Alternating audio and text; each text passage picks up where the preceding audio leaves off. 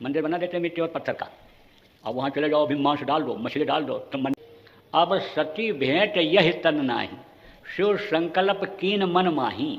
और सती भेंट अब यह तन नाही, जैसे उन्होंने संकल्प बना लिया कि अब सती से भेंट नहीं करेंगे।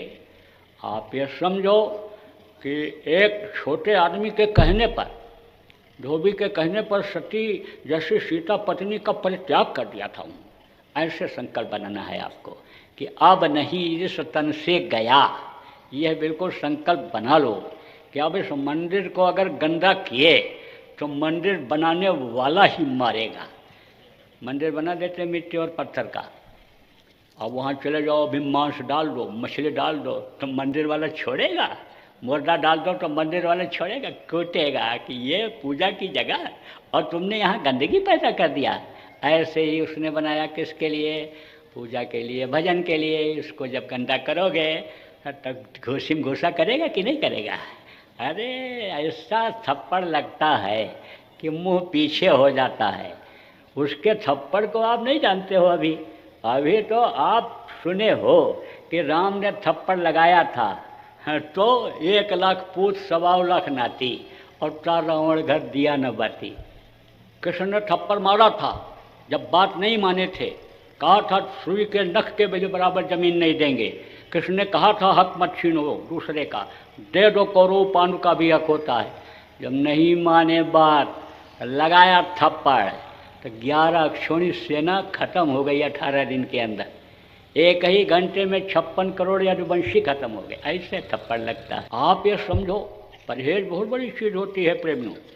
परहेजी खाना खाओ और शरीर को साफ सुथरा रखो, बाहर से भी और अंदर से भी।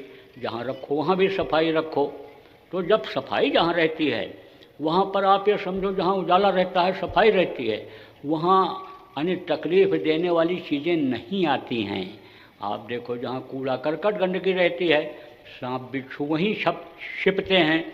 जहाँ पर देखो गंदगी रहती है, अक्षर मच्छर ये जो तकलीफ़ देने वाले होते हैं वहीं छिपते हैं।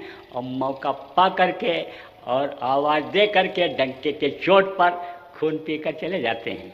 खटमल तो चुपके से चूसता है खून को, और मच्छर कान के पास आवाज़ लगा करके और यहाँ बरौनी पर बैठ करके आँख के पास जो बाल होता है और ऐसे काटते हैं। तो अब आप ये समझो सफाई बहुत बड़ी चीज़ है। आप तो घर में साफ़ सुथरा चौका लगा करके, बर्तन धो करके और अपना चावल का जो खराब दाना है उसको निकाल करके, दाल को फटक करके बनाते हो, बढ़िया शुद्ध खाते हो। लेकिन होटलों में जो 3-3 दिन की दाल सड़ा करके और छौका लगा के दे देते हैं, मालूम पड़ता खटाई पड़ी हुई है, तो खा कर चले आते हो।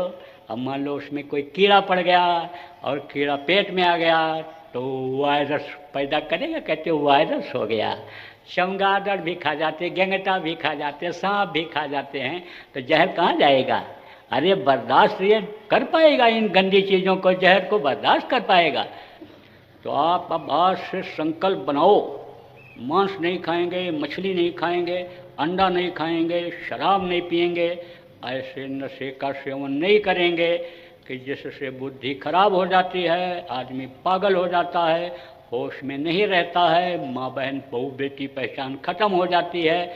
ऐसे नशे का सेवन नहीं करूँगा, इसी को आप यहाँ छोड़ जाओ। जिनके अंदर आप में किसी के अंदर बुराई है उसको आप छोड़ जाओ, यहीं दक्षिणा में दे जाओ। अब गलती मत करना, गलती करोगे तो सज़ा मिलेगी। मन तो नहीं मानेगा, मन तो कहेगा, लेकिन मन को आपको मार देना है। जो मन को मारना, जिसने मन को मार दिया, मन को मारा वही सूरमा कहलाया।